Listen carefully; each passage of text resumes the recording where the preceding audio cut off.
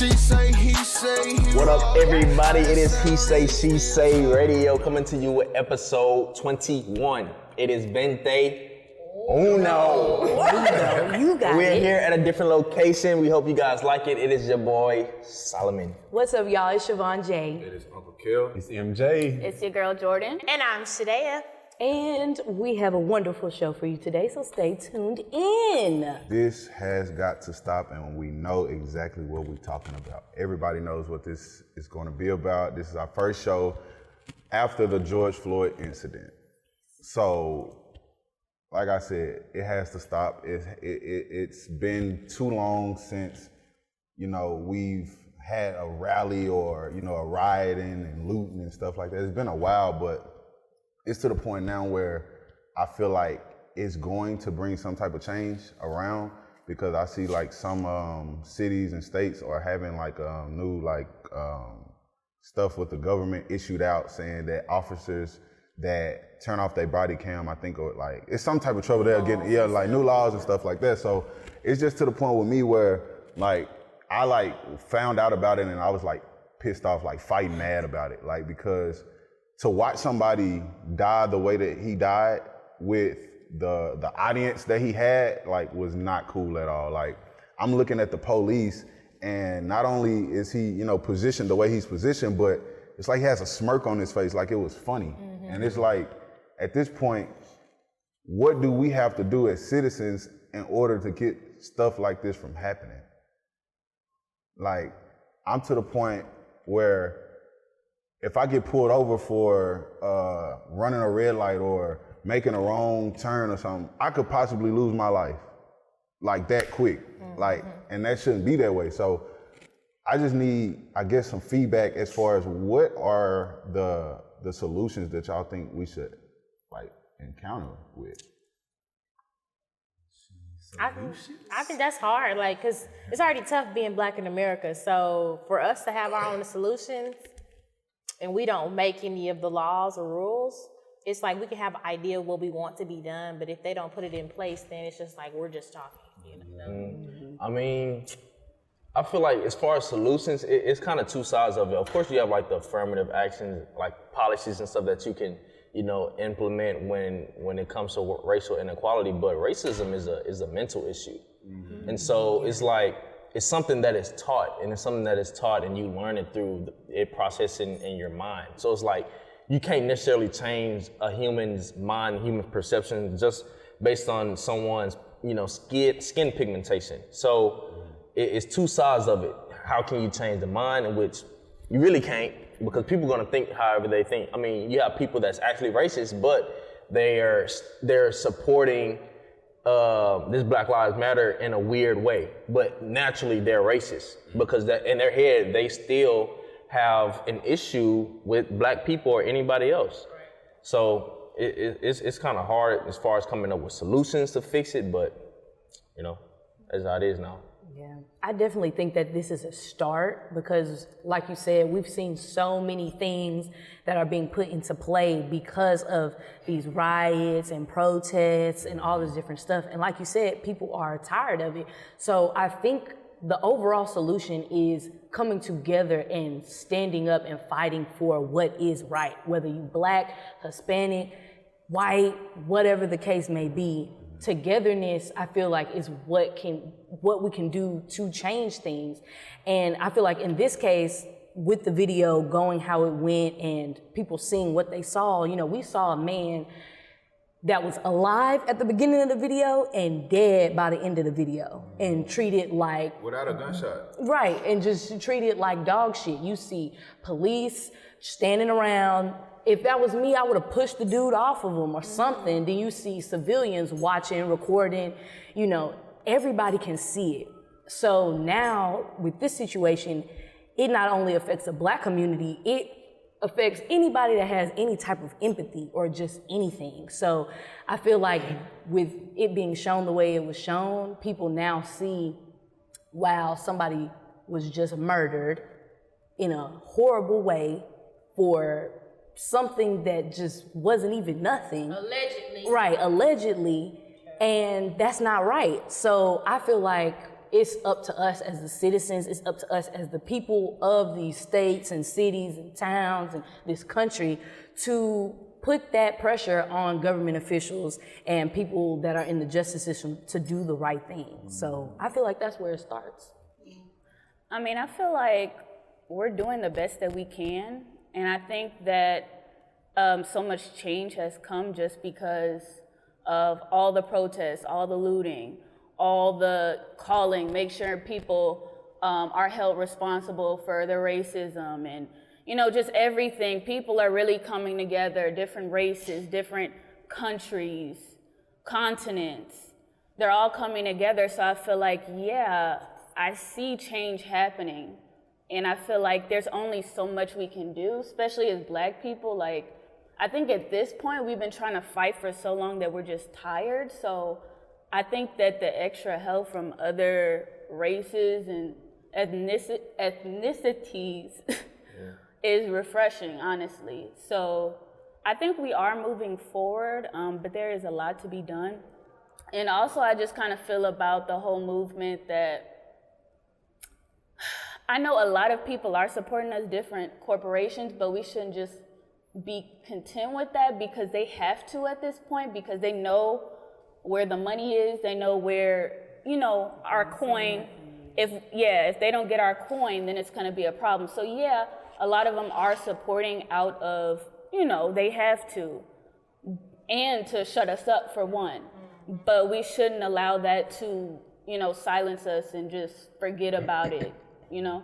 So, and also with the politicians as well. Like, at this point, I don't know who to trust, because it's just like, of course they're gonna wanna support us or say they're gonna support us, but are they really? So that's one thing to think about. I'm kind of, you know, I'm always devil's advocate. I can't really play devil's advocate on this one, but I'm gonna try. Cause I like how y'all talk about unity and stuff. Now, I'm a little bit different. I kind of feel like we need to support our own, we need to put our money in our own businesses, we need to put our time in our own stuff. I kind of feel like it's probably not a bad idea to separate. I mean, we've been asking for the oppressor to give the oppressed something for over 400 years, and it ain't happened yet. We asking at a seat at the table that's not our table. So at what point do we realize, like, okay, it's not working, right? We steady, oh, well, they marching with us. Yeah, they marching with us. They the same people messing buildings up. We not the ones throwing the rocks at the buildings and stuff like that. It's making the whole protest look bad, right?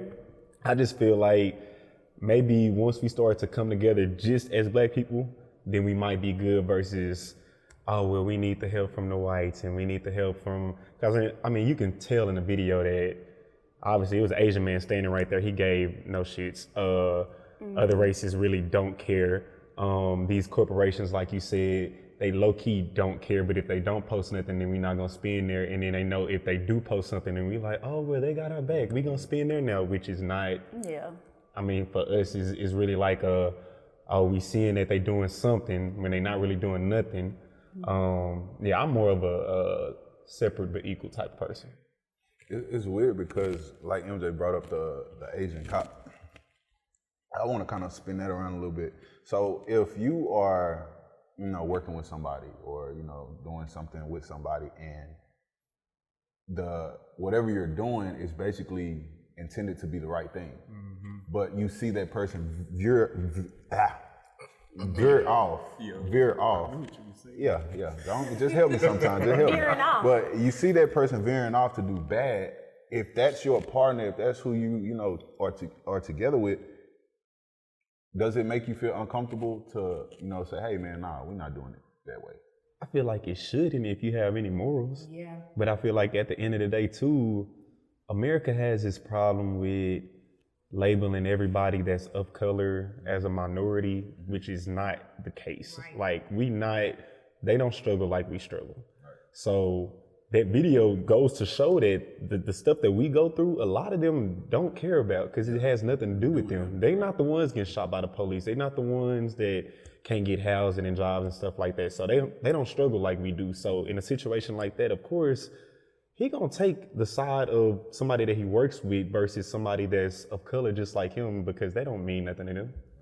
I it's a side thing. I think if you don't see nothing wrong with it because that's how you feel about that particular race, you know, I'm gonna do it. Or it can be also like, that's his superior. He doesn't want to overstep a boundary. So let's say that was his boss. Or let's say that may have been, I don't know about them, but let's say this is his first week on the job. And he's sitting through what do they call it? Orientation. No, what is it called? Kind of training. When you sit through you ride along. A ride along, you know. I hope not. So maybe. But I want to stop you right there real quick. I apologize for stopping you, but I want to stop you. That is exactly what this case is about. For sure. Those guys, it has come out that those guys that were with him were like, rookies on the job. They hadn't been there long. So it's like if I'm, trotting behind you and you're doing something, who am I to tell you your job? Right. But if you have morals, like MJ said, if you have morals, right is right, is wrong is wrong. It shouldn't matter if that person is the superior or not. If somebody got their knee on somebody's neck and they saying they can't breathe and they calling out for their mama, it just don't go from breathing to stop breathing. It's a time lapse of I can't breathe. Exactly. This whole time you sitting here looking at him and nothing in your head clicked. Well, maybe I should tell him to take his knee off his neck. Right. No, that don't happen. But then you actually start to see who's really a man of their own. Yeah. Because a man of their own that didn't agree with what he was doing would have stopped that. Yeah. But when you're not a man of your own, that's like, okay, he's above me. Yeah. So whatever he's doing, let me just be quiet. Because who am I, like I said, who am I to tell this veteran how to do his job? Just like in sports. You come we went to college, we played football. When you come in as a freshman, who are you to tell this senior how to do this? Yeah. You don't know nothing. Even though what you're telling him is the right thing, to them, that's like, nah, be quiet. I got this. That's true. I feel like the media is pushing that very, very heavy to make everybody else feel sorry for them. Like, oh, they was just on the job first week and this is what happened. They didn't really know what to do. Come on now, like, you watching somebody dying. Yeah. It's not dang, I don't know what to do. No, exactly. That's common sense. If you're a police officer, you should have enough logic and enough empathy for people to know that you don't do that. That's not right. And that really just goes to show how systematic the U.S. is, because if it was any other race, they wouldn't like put in the news, the people on the job or these black men on the job, it was their first week, they didn't really know. Nobody would care. Yeah, because at the end of the day, it's not even, sometimes we can, like, this situation was wrong in all types of ways. It was a right and wrong situation, it was a racial situation, and it was a systematic situation. Right or wrong, because if a guy's a grown man is on another grown man's neck and he's crying for his dead mother and he's bleeding out of his ear, you have no human dignity for this black man to tell this white man to stop. And then, so that's pretty much and the systematic issues that on the news, they giving sympathy for people not pretty much knowing what's, the right thing to do. Right, so you having sympathy for somebody, on their first week of their job because they messed up. And so that's wrong. Worse. Cameras out there, like you see people recording, you finna get fired. It's your job. Exactly. But then again, I take back what you said. You said you finna get fired. Look at the training that we've had. They're not getting fired. Well, they'll get a paid leave. He know it ain't gonna be too bad. Yeah, exactly. And I feel like if this right here starts this trend where you do this, you're fired, you're going to jail for committing a crime. I don't care if you're a police officer or not. If that starts right here, a lot of this stuff will stop. That's the problem though, because it's happened where police officers have gone to jail before. It's not likely. It hasn't been consistent. But you got to think of the times that were not recorded. Right. See, my problem is not just this situation. My problem is overall what's going on. It's a lot of times, like the Sandra Bland situation, we don't really know what happened. It's a lot of other situations this just happened to be recorded. Right. It's a lot more systematic stuff that's going on behind the scenes that we can't, this is a situation that went viral, but this not the first and it's not gonna be the last. What are we gonna do? What can we do realistically to change this. Right. I understand what you mean by this wasn't the first and it's not going to be the last. What I'm saying is a lot of, like you said, a lot of cops have been to jail for stuff like this, but it hasn't been enough consistency behind it. Like when something happens every now and then, this is like, oh, okay, I could probably get away. More have gotten away than went to jail. So when you look at it, if you're in the situation and you're, this racist, person or cop, I should say, if you look at it and you say, okay, I want to go kill a nigga today, what's the possibility that I can get away with it? What's the possibility that I won't? It's like this. So you're gonna probably do it because you probably can get away with it. Not saying that you won't, that you will, but it's a good chance you'll get away with it. So at this point, what I'm saying is you have to put this situation, because this situation woke up the whole world. Like, you hear about, oh, damn, they killed a dude in Atlanta or they killed a dude in San Antonio. You hear it, but the way that this turned out, you got people riding everywhere. Like, not just in Texas, not just around, the south of, where we are.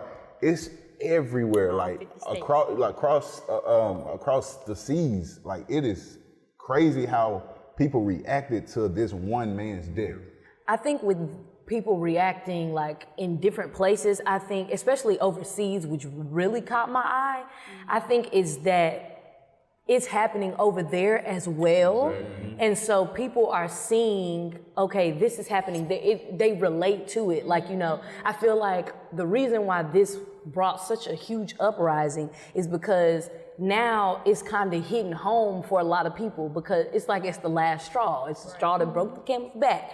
Because people know that, okay, this is going on where I'm at. This is going on where I'm at. This is going on where I'm at. So I feel like people have turned it into more than just George Floyd. It's what happened to someone's best friend, what happens to someone's son, what happened to someone's father. It's more, and people are just ready for all of it just to end. The police brutality in general. And I think what's wrong with the police system itself and pertaining to the cops that were with this man is that most cops, from what I have actually heard someone say, it's almost like a yearn for acceptance. It's just like when you join a club, when you join a team, when you join anything, it's like a sense of belonging somewhere. So to see their partner or to see somebody else in their department do something wrong, most cops are less likely to speak up or do something about it, just because, for one, they don't want to be the person that's, going against the grain or doing anything. It's just like a gang or something. They don't want to be that person that's sticking out or not following with the program. You know what I mean? You don't want to be the outcast. Right. And I feel like because of that, so much of this is happening because the people that was with him could have did something. The people in that department could have did something. Even the people higher than him could have did something, but everybody is afraid to actually say something. Black people, white people, whoever is in that department, they just not. I'm with Steven Jackson, who we all have heard or found out lately, who was like, his best friend and grew up with him and stuff like that. I'm with Steven Jackson on it right now, as far as, he says they probably won't do it, but he's fighting for the man to have the electric chair. And that's really how serious this is. Like, for you to sit on someone's neck and laugh about it, you don't have no care in the world at all. I just hate how, with us, it's never a question. Oh, so they said you had a counterfeit bill. Do you have anybody that can bring you some money? Or, oh, they say you did this. Maybe we can talk about it. I had just got done watching 13 Reasons Why, and it's crazy. Although they filmed it in 2019, it aired in 2020, I think maybe 2 weeks ago or something like that. And so there's a few scenes where it's a predominantly white cast, but there's a few scenes where the main character literally does things that it's like, wow, if this was a black person. So they had this fake active shooter, episode. And so it wasn't an active shooter in the school, but it was a drill. So at the end, he pulls, he's like, why are you guys doing this? Why are you guys doing this? He literally grabs the cop's gun and is like, oh, so are we safe now? Are we safe now? They literally do nothing. They attack him, but you know, I just feel like if that was a black person, they would have shot. He walks into the police station talking about with his hands in his pocket, I got a gun. He doesn't have a gun, but he makes this big scene and they talk him out of, and it's just like, dang, why don't we ever get the same treatment? Because we get shot on demand because you think we're a threat. Your kind does the same thing, and it's like, oh, they're going through a mental problem, or they're okay, like they're just going through. We can be going through something too, but you don't give us that opportunity to speak about our problems because you just think we're a threat and we're going to harm you when you have the tools to harm us. You know what I mean? Like, that's what I never understand. And so I don't get that. We be unarmed and getting shot. You know why? I don't know why. I can tell you why. Let's go back years and years ago. You go back to slavery days. Back then, we were more everything than they were. Today, we are more everything than they are. What is a white person's biggest fear? An educated black man. So when you throw out education, let's not throw in the way that a lot of us are built, the speed we have, the agility we have, the athleticism that we have. What do you think people watch the NBA for? What do you think people watch the NFL for? I mean, I have never been a racist, but we just, at this point, got to call it what it is. It's not a lot of white guys running around on a football field and you're going to watch it. We'll give them hockey. You'll give them, yeah, stuff like that. But we're talking about the top basketball, football, and I mean, sometimes you can throw in baseball because a lot of us are starting to go that route because we can do it. You could throw in soccer because if you look at soccer worldwide, it's a lot of us in soccer. Yeah, and just think about it. We can do all of that. They can't. Not like they want to. They might do it, but not at the highest level that we can do it. How many white double sport professional athletes do you know? I don't know any as well. It might be some, but I don't know them. Yeah. But you hear about the Deion Sanders, the Bo Jacksons. You hear about them because LeBron James. Yeah, if LeBron wanted to, he could be in the NFL, no doubt. Allen Iverson could have been in the NFL, no doubt. So when you look at it, they've envied us for so long. Like from before the police brutality and all that, they've been envying us a long time ago. Yeah. So when you think about it, how we get frustrated for 400 years, they've been frustrated for 400 years. So their frustration is just a little bit higher because they have a little bit more power than we do. But at the end of the day, like MJ plays devil advocate, sometimes at the end of the day, I feel like it's our own fault that we don't have as much power as we do. Now, I know. I'll agree with you. Yeah, a lot of people might, look at me wrong for saying that and say, well, they don't give us the same opportunities. Okay, you're right. But at the end of the day, we're as a black community, we're so quick to yank each other down that we can't build power. I'm gonna tell you what it really is. It ain't even that. We look for white acceptance so much. When a black person get a lot of money, what's the first thing we go do? Put it on social media. We go spend it. We go buy designer. We'll go buy a house where? White neighborhood. We'll go to Highland Park. When we can live in Frost Farms in DeSoto, but no. We want to go to Highland Park. We equate successful to being where the white people at. Why is that? Why do we do that? Because that's the norm. It shouldn't be though. It should not be. That's the way we change this. We change it. We can change it through sports. Right. Imagine if we had our own sports leagues. It wouldn't be no money in the NBA. It wouldn't be no money in the NFL. It wouldn't be no money in the MLB. Nobody's watching it because there's not no black people playing. Right. We got entertainment. We got rap. Think about the rap companies, right? If all these black artists say we only going to companies that's owned by black people, none of these white companies will make no money. But we not gonna do that. We not gonna do it because we looking for white acceptance so much because we equate our blackness and we got money now where we want to be on their level. Now let's be on our level but make it separate. Yeah. I don't think it's that. What you think? I mean, I'm not gonna say maybe it's not 100% that, but you know how we talk about it's the people closest to you that don't support you. They can sell us a dream, or they can sell people that want to be in all those types of field a dream, and they can pay for it. Your homie can't. Yeah.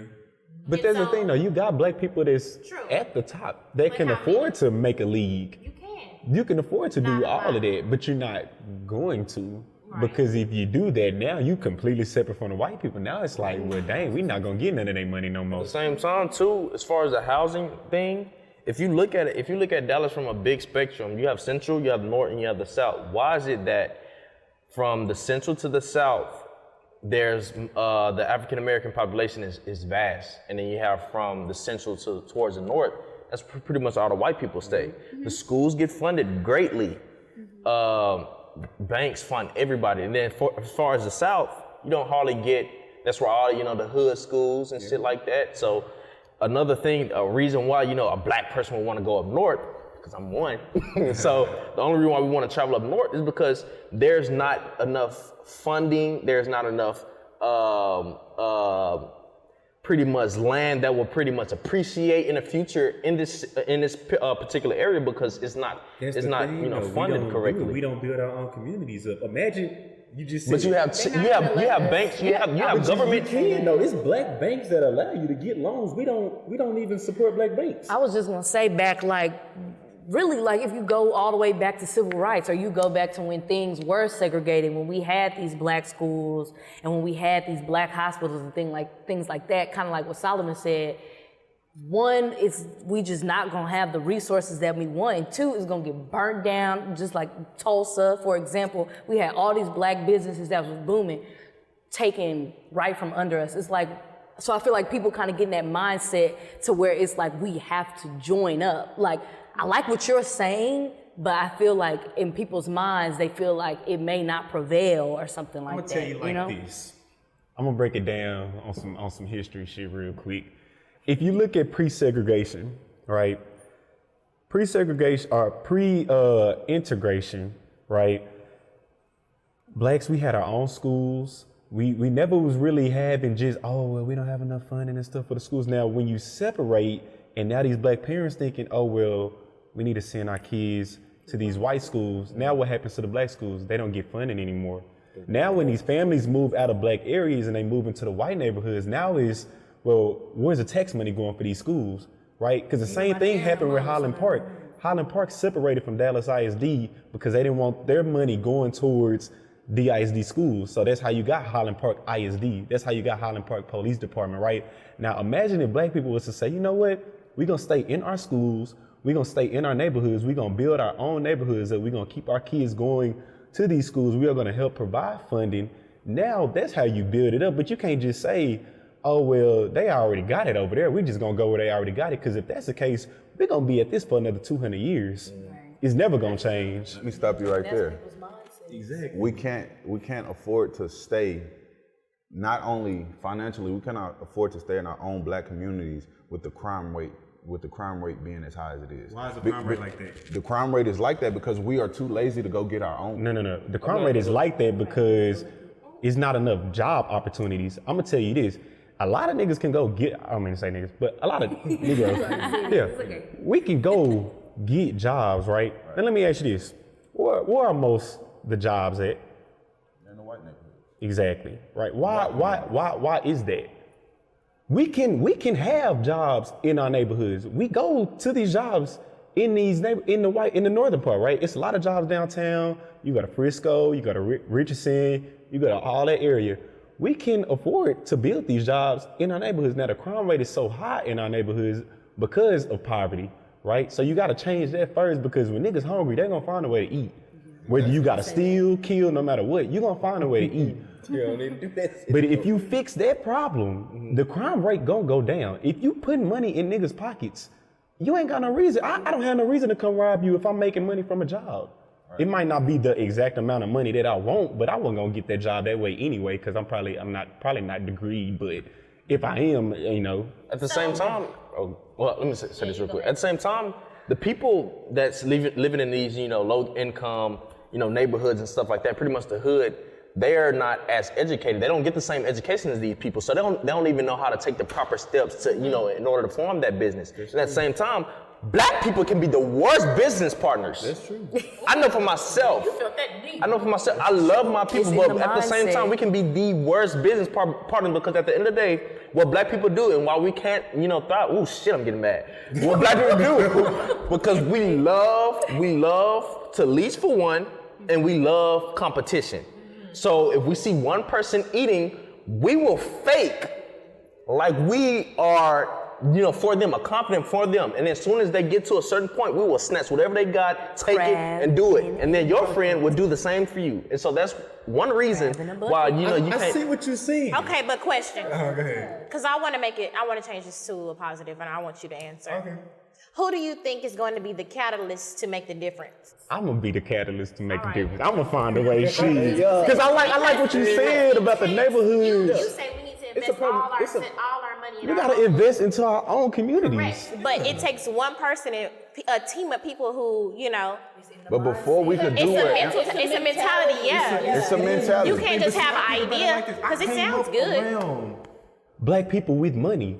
So I'm not the type of nigga that's looking like, man, I gotta go to the white neighborhoods and shit. If you look at DeSoto, right? If you look at Cedar Hill, even if you go farther out, those not broke black people. Those are not, the homes that I was in Cedar Hill and shit look just like the homes in San Frisco. These are new looking homes. So you can't tell me just because it's a black neighborhood that, the home's gonna be worse and it's a lot of poverty and it's a lot of crime.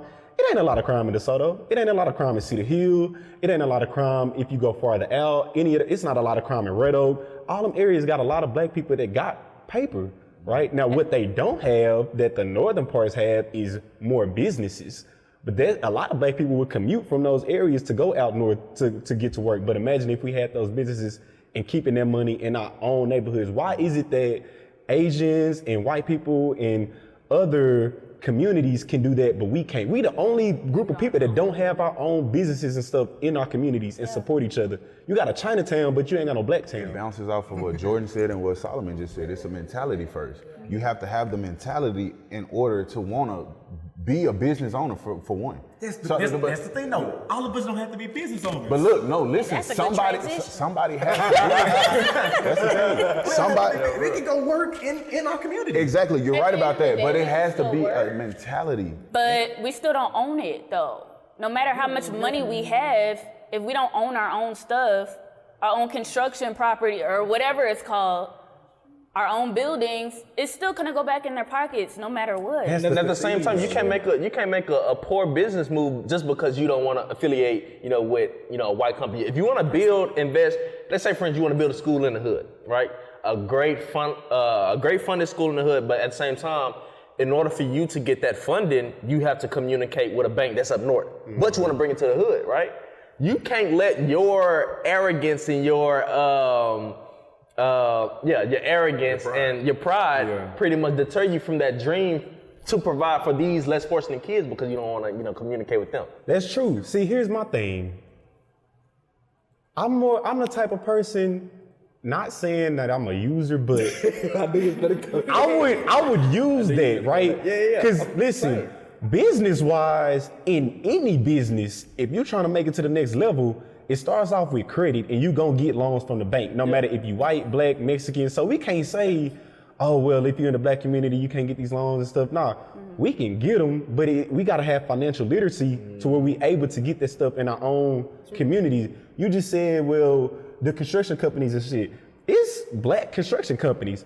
We not finna use them though. I feel like we need to get to the root. The root is the education part in it, right? Teach these kids at a young age the power of investments, financial literacy, the economic standards, and how to build credit. That pretty much would be a great start, and so these kids can get a stimulated. Because ain't nobody teach me that shit when I was in school. It's funny that you can answer when the answers are all being thrown out here. The thing is, we're not using them though as a community. Of course, we're not using them because we see that the results are what they are. But what I'm saying is, when Jordan said it has been mentality, you think before you do anything. Mm-hmm. If you want a barbershop, you thought about that. You didn't go find a fucking barbershop, then think about it. You thought about that first. So then it goes back to what Solomon said. At the end of the day, we have to stop trying to be everybody on top. Let somebody else lead the way. It's called change because something started the damn change from the start. So like, it's like, okay, you got Solomon over here who want to do a barbershop. You got MJ want to do a barbershop. You got me want to do a barbershop. You got all these people want a barbershop. Okay, let's get one started first. Everybody want to start one, but nobody knows how. Yeah. So let's start one. Hey, Solomon, how did you get such and such and such? Okay, boom. Solomon got successful. Then I got successful. But everybody wants to be successful right now at the same damn time. To me, that's why I operate the way I operate, because I'm trying to set an example for other black people that's trying to do the things that we doing right. For instance, Solomon cuts my hair. I'm posting my haircut every time. I really don't care if any of my customers go to Solomon. I'm trying to show people that you can do that and it's not gonna take no money out your pockets, right? Because a lot of black people, when we looking at it like that, we looking at it, oh, nah, that's competition. I can't do that, I can't do that. When that's not what it is at all. But think about how many people think like you. It's not enough of us. But if I can show people that you can still be successful and think like that, now a lot of niggas will go in, no, I can't do that because I'm scared to lose customers. But then they be like, but wait, he's still making bread. That means I can do it too. That's the way I'm trying to lead by example in that way and show that you can do all of this and still support somebody that's doing the same exact thing as you. Right. So when you look at yourself, I'll put you out there, for example. You have been successful thus far with your haircut business, right? Okay, mark MJ down as successful. What did MJ do to get successful? You watched other barber videos, correct? Different techniques. You watched different business videos, read different books. You did all this stuff from what? Successful people that you've already seen be successful at what you're trying to be successful at. So my point is, we have to let somebody be successful first in order for us to do it as well, and not try to be contradicting though, because that would imply that is not no black successful people are already doing the stuff that we trying to do. What do you mean? It's black people. It's black people in literally every business. It's black people in every business, right? We've seen black people be successful. So what is this mindset that we can't do it? It's not the mindset that we can't. It's the mindset that we want to be so competitive right now. You can't be competitive right now. You cannot, because at the end of the day, if you're competitive right now, you don't know shit. I don't know shit. Solomon don't know shit. So where are we going? One thing black people do struggle with is that if you do make it, but somebody else, younger than you wants to pretty much know exactly what you did to get there, it's hard to get in communication with them, or it's hard to get in contact with them. They don't want to do it. That's another level thing black people have, to where it's like you on top of the mountain, you don't want no type of feedback or no type of connections, no type of advice to give to the younger generation. That's what we mess up, because at the end of the day, look at the white people. Once they get on top, they feeding down all of the information. I will say this. Because I'm going through it right now. A lot of black people, and it's a mentality thing, white people, they'll get to the top and then they will sell you what they didn't learn. Black people will try to do the same thing, and then you get hit with that, but no, like it should be free. Like why you can't discount me? Why I gotta pay and you just like me? I'm gonna do you just like they did. Well, see, at some point we have to come up with our own change.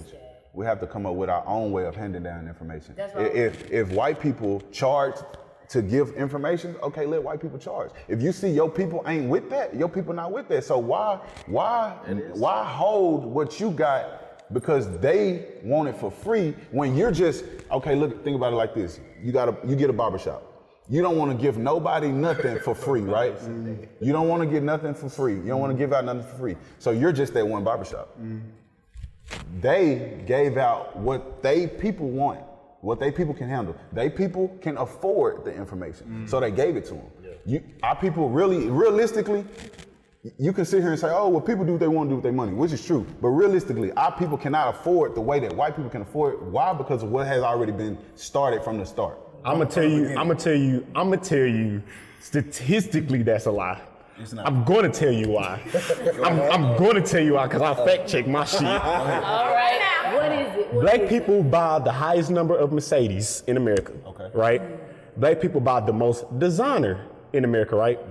So how in the hell can we buy all these cars and all these clothes, but when it come time to buy some information, You got a point. that's gonna lead to some more money.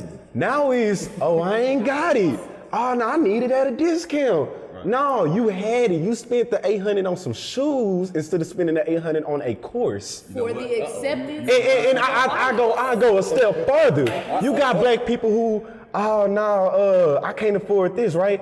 But the mama and the kids all got on designer, right? Right. All the family members. And don't get me wrong, I was raised over in South Dallas. Right. I've seen it. How the hell you on Section 8, but you rocking designer and you got a brand new foreign car? That's backwards thinking to me. It's backwards thinking. I'm finna explain something to you. I'm gonna explain something to you. You threw out cars, you threw out clothes, shoes, whatever. Realistically, what is that? There's material things that you got to pay for. Material stuff you have to pay for, right? With money. What's gonna cost you more? Answer this. What's gonna cost you more? A belt or a house?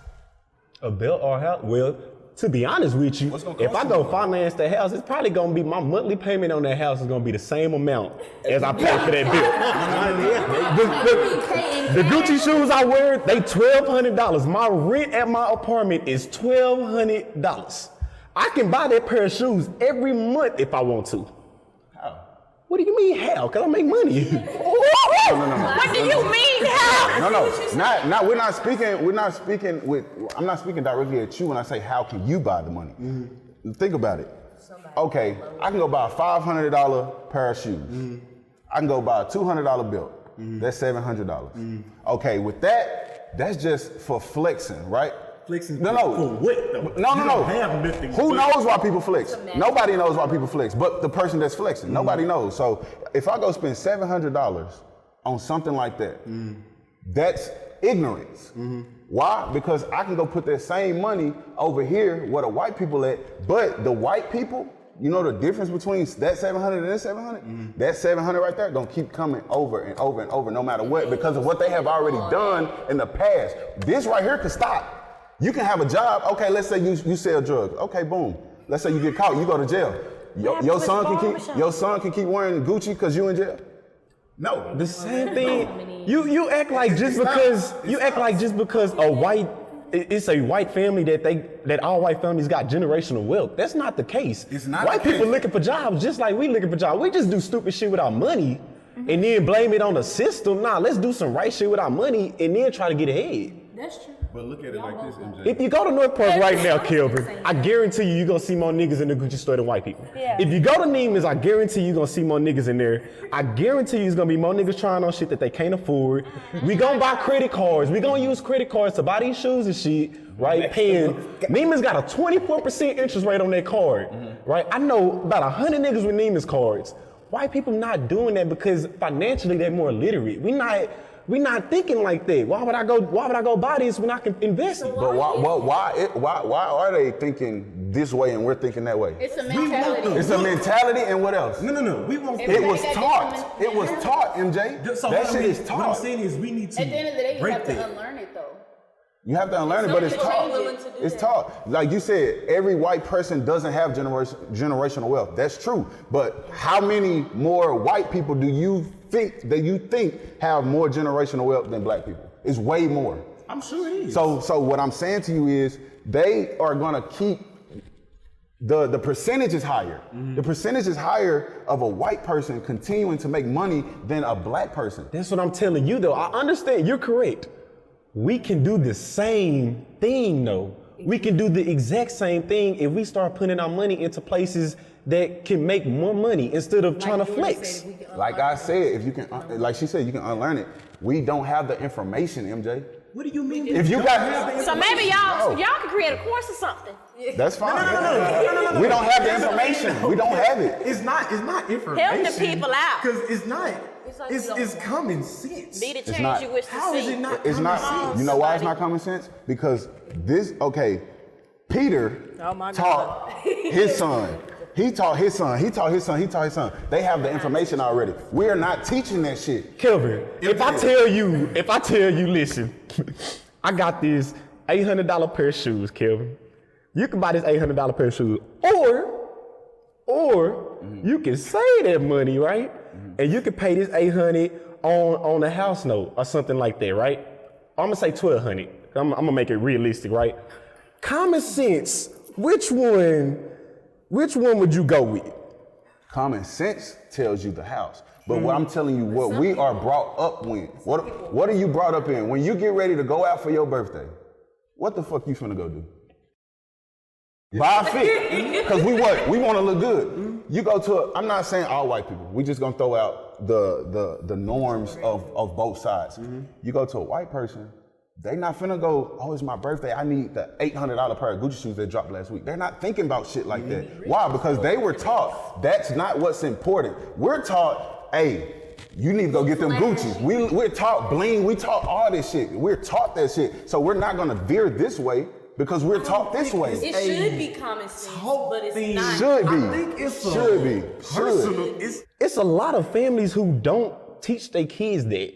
Right. Your average black family not just teaching their kids to go buy Gucci all the time. They're not, but it's We seeing it, and we want to be with the rappers, and we want to be with the ball players when we don't have that money like that. So question, not trying to change the subject or anything, do you think that we're taught to have 9-to-5s or to be entrepreneurs? I think So the question, that we taught to go to college and get a job. I think that. right. And I don't think that's, I think that it's a good and a bad thing. I'm gonna tell you why. I think it's a good thing because it's secure. It's if you get into the job, you have the opportunity to stay in this job long term and possibly retire or go into different fields, whatever you went to college for. That's the thought. That's the common. I'm gonna go to college for this field. Yeah, that's what's supposed to happen. Now, the bad part of that is that don't happen all the time. The bad part about entrepreneurship is niggas don't realize that just because you're an entrepreneur don't mean you making bread. Right. Niggas go get an LLC and want to start giving financial advice to people when that's not what it is. It would take an average of about 3 years, maybe more than that, to really get up there. I mean, it to me, if you say we're taught 9-to-5 entrepreneurship, it depends, one, you know, who your parents are for one, because I mean, whatever you learn at home is pretty much what's going to translate, you know, outside. Yeah. And then where you're at geographically. Geographically, I'm telling you, it matters. At the end of the day, it matters where you come from. So if your parents pretty much work 9-to-5s and pretty much their mind haven't really expanded to, you know, that entrepreneurship. Now, one thing I can say, entrepreneurship isn't for everybody, but the mindset is for everybody. You can work a 9-to-5 and still have an entrepreneurship mindset, which means I'm gonna go get the bag by any means, and I know how to pretty much organize things. I know how to pretty much separate my business life from my personal life. I know how to manage things. So 9-to-5 is taught if your parents, you know, work that 9-to-5. So all they're gonna teach you is pretty much, you know, go to school, graduate high school, go to college, and apply. And then they stop you right there, but it's like, why? You know? Yep. I think we're all taught that for the most part, white people, everybody. I think that's kind of like the American visual, the American dream of what life is about. You go to school, then you graduate, and you go to college, you graduate, and you get the job, and you work there for all your life, and then you retire, and you get this money, white picket fence, dog, and 2 kids, whatever. So I think that's pretty much what's taught to us. And then there's those people that have that creativeness or they have a different outlook on life that think, maybe I want to do my own thing. It's just like when we see the stereotype, which if it's a stereotype, that means it has some truth to it.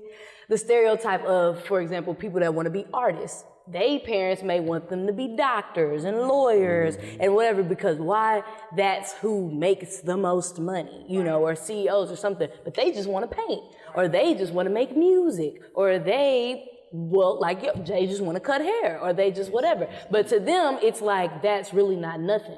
Until you start making the revenue that's topping what maybe somebody else is doing, or the revenue that's good for you, then it's, oh, you know, that's a good idea right there that you did that. I like that you're doing that.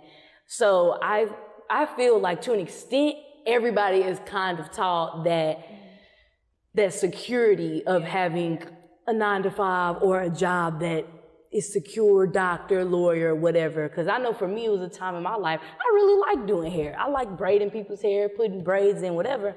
And my people told me, hairstylists don't make no money. And so I went with that. And so I just dropped the whole idea and just went on about my way. It's people now that think that being a journalist, you know, which we don't really make no money, but it's something creative. But they think that's not going to do anything for you. You should be doing business, or you should be doing this, or you should be doing that. So I think we are taught to.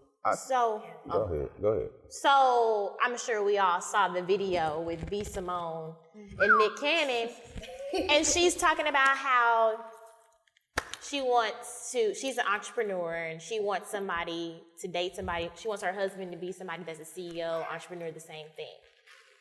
She claimed she wasn't knocking people with 9-to-5s. And I guess to her defense, she wasn't, but the way that she presented in her delivery was kind of off. Like, she wants a CEO, entrepreneur person, or not CEO. She wants somebody who's an entrepreneur because they will have the same mentality. I feel as if you're making money, you're making money. If that's the person that you're married to, they should understand your job regardless of what it is. If I'm a doctor and my husband's a rapper, obviously we're gonna have two totally, but we're making the coin, so why does it matter, you know?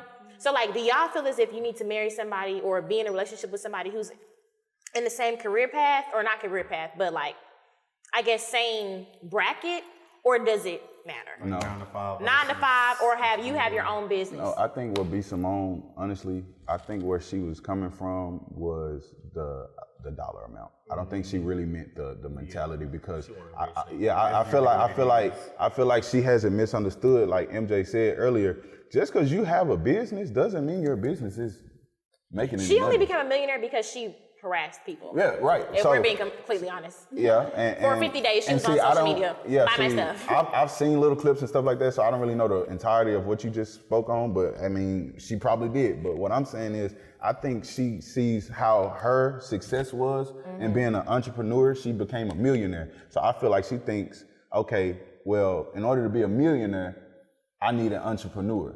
A millionaire can't come from a 9-to-5. Is what she's looking at it at, because she wants somebody who can match her tax bracket. And just off of what she's been able to do, she doesn't feel like a 9-to-5 dude can match her tax bracket. I can have a 9-to-5 job and have $1 million in my savings. It doesn't matter, like, you know, and I feel like if people really understood the concept, and if it was true love, I feel like it does, like, that's another thing, it shouldn't matter, like, you know? Yeah. You can also have a 9-to-5 and have an entrepreneur mindset. True. You don't have to, people think just because you work in a 9-to-5 that you just go home at 5 and just don't do shit the rest of the day.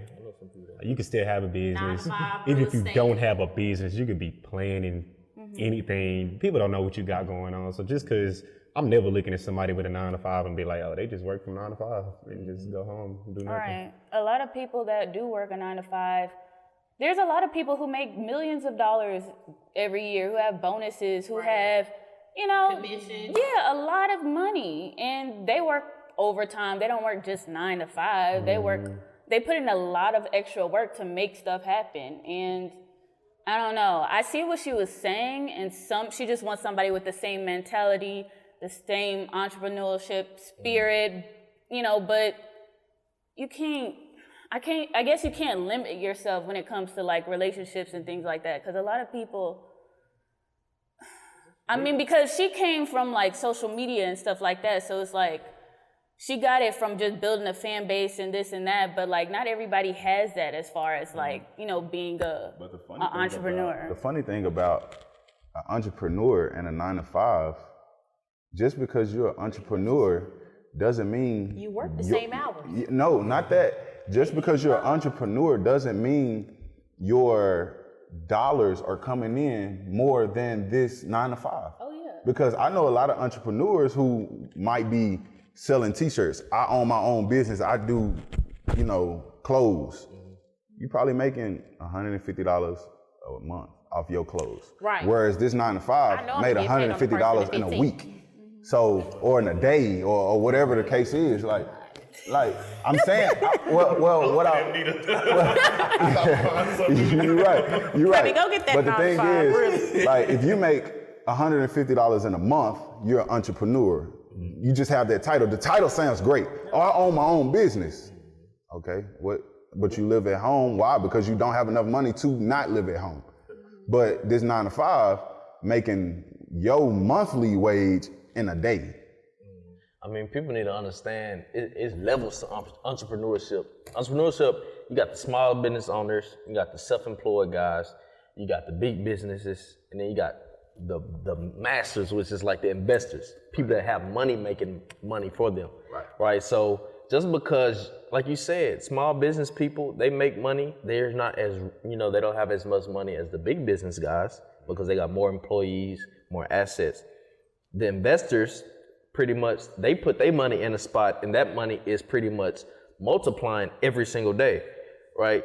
So what people fail to realize is that when people say, I'd rather have the 9 to 5 than the entrepreneurship, or the entrepreneurship, versus the 9 to 5, you really like, okay, I want a rich nigga, but I don't want this broke nigga, right? At the end of the day, it's your preference, right? So, everybody, me personally, I want me a business-minded woman that's gonna get it, right? At the same time, everybody, ain't like that. Everybody ain't equipped to be like that. And so you don't have the rich, well, you're gonna have the rich, you're gonna have the middle class, you're gonna have the poor. Which one you want? Don't nobody want no broke. Because my thing, I want rich. So, it's okay. Absolutely no. And the challenge that I got for B. Simone at this point is like, what is an entrepreneur mindset versus what is a 9 to 5 mindset? What's the difference? Because an entrepreneur, an entrepreneur could be like, I don't really feel like doing nothing today. I ain't gonna make no money. That 9 to 5 got up and went to work. He made money today. That 9 to 5 applied, connected with them, sent emails back, interviewed, came back, video interview, came back, second interview, flew out, did all that, got the job, got clothes to get the job. That's a hustler to me. That's hustle. So you went through all that. That's a mentality. That's a hustle mentality versus this entrepreneur who didn't care if he got a couple of t-shirts sold this week or not. He don't care whether, he made money this month. This person over here is caring. So, like I said, the word entrepreneur just sounds good to a lot of people. It sounds good. Let somebody say, hey, what you do for? Oh, I own my own business. Yeah. The fuck? Who cares? But what if you talking to the CEO of I'll say in another perspective of what maybe some people might have took it as. Okay, she said that she can't be with a guy with 9 to 5. She wants you to be an entrepreneur. Okay, I take it, whenever I listen to it, I got multiple perspectives from it. Okay, so when I think of a 9 to 5, this is not exactly what a 9 to 5 is, because, but when I think about it in the perspective of America, it's almost like being in business, at a desk, whatever, you clock in, clock out, such as that. When I think about an entrepreneur, I think of somebody with vision, creativity, all this different stuff. Not saying that somebody with a 9 to 5 doesn't have that, but in her perspective, I'll put it like this. When you're an entrepreneur, or I don't even like that title sometimes, when you're trying to just do your own thing, you're trying to you don't want to fall into anybody's category, you want to do your own thing. You know where you want to go, you have this vision, you have all these different creative aspects that to other people, it may seem like a fail, or it may seem like something that, that's unrealistic, you just need to go work somewhere. So I feel like what she's saying, or maybe a perspective of what some people might take what she's saying as, is like somebody with a 9 to 5 may see it as, I'm working. I applied for my job. I'm here. I have my 401k. I'm this. I'm not, for some people, I'm not trying to go do this is where I want to be at a company. I want to have somebody above me. I want to work, as opposed to somebody who wants to do their own thing. They don't want that. Me personally, I'm a person that wants to do my own thing. So I have had people before that, have told me, or even just thought like, well, Brittany, why do you want to do that?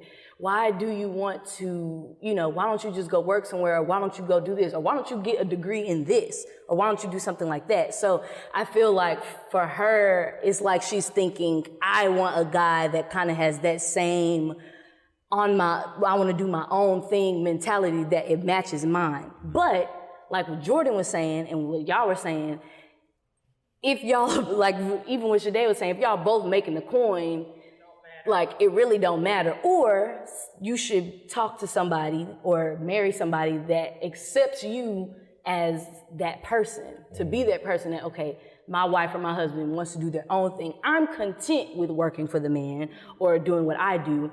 This is what she or he does, and that's fine. I still love her for that. We get our money together. So I feel like there shouldn't be a preference. It's just, is that person accepting of you? But some people think about it like that. I mean, I think you should have preferences. Everybody has preferences, whether they want to admit it or not. And I think that, you know, I don't think necessarily anything she said was wrong. The delivery might have been wrong, but at the end of the day, it's her preference, you know, and we have to respect that. I don't think that it was necessary for everybody to go online and just bash her and talk about, you know, all the mistakes she's made as a business owner and da-da-da. I don't think she meant it like that, but, you know, it is what it is. Everybody has a preference. And at the end of the day, I've seen so many people on social media talk about, you know, like black women, we expect too much, we doing too much, we just need to sit down. But it's just like, okay, y'all can have preferences all day. Y'all can, when y'all get some money, y'all can require the baddest chick and she gotta be this and that and that and this. But it's just like when we say anything, black women, when we say anything that we want at all, it's just crazy. She didn't even say, oh, he has to be a millionaire. Oh, he has to make money. All she said is she wants somebody with the same mindset. And at the end of the day, that's how a lot of people took it. I feel like B. Simone got 50-50 backlash. And what I mean by that, she recently was just in the heat of the fire with the whole comment she gave on George Floyd. So everybody still kind of had a little bit of that towards her as well. It was a lot of animosity. Yeah, it was a lot toward her. So I feel like the backlash she got off of this was not all from this. I think it was this. It was what she said about George Floyd and this put together as to why it's so grand now. Yeah. So I don't feel like, you know, a lot of people really are like super mad about this situation. I think it's just a combination of what she's been going through the whole, this last month, maybe, I guess you could say, but. Yeah, but at the end of the day, it's gonna be all right. Everybody has a preference. So that's it for today's heated show. Whew, I'm tired.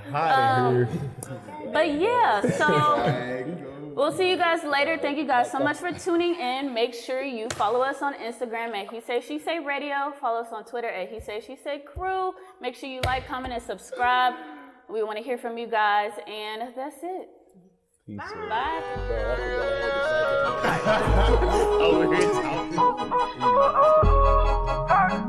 We got London on the train. They be like, ooh, ooh, she say, he say, he rock. How that sound and he still talking. Ooh, ooh, he say, she say.